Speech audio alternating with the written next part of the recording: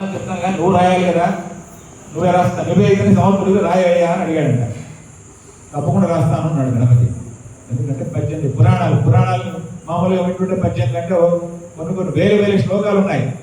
అంత సాధ్యంగా అంత ఎంతో కష్టతరమైనటువంటి శ్లోకాలు ఉన్నాయి.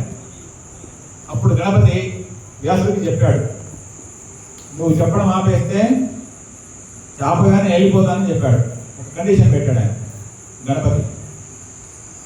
అలాగయ్యా అలాగే వెళ్ళిపోతావు, మరి నువ్వు చెప్పడం ఆపేస్తే వెళ్ళిపోతాను అన్నాడు.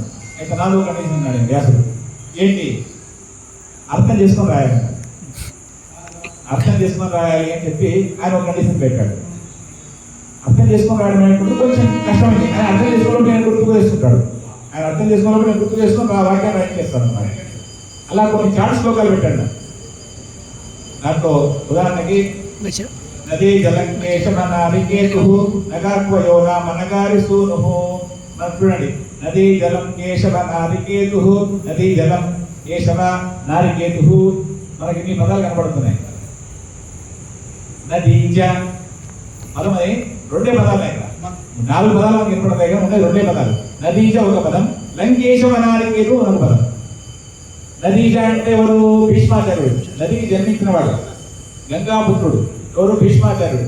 లంకేశ వనారికేతు, లంకేశుడు అంటే ఎవరు? రావణుడు. ఆయన యొక్క వనం ఏది?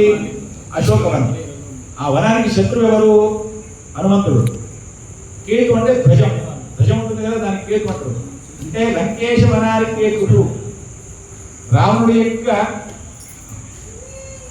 యొక్క వనానికి శత్రువు అయినటువంటి హనుమంతుడిని ధ్వజంగా ధరించిన వాడెవరో వాడు అంటే హనుమంతుడు. అంటే ఇలాంటి చాటు శ్లోకాలు ఎన్నెన్నో పెట్టాడు ఆయన.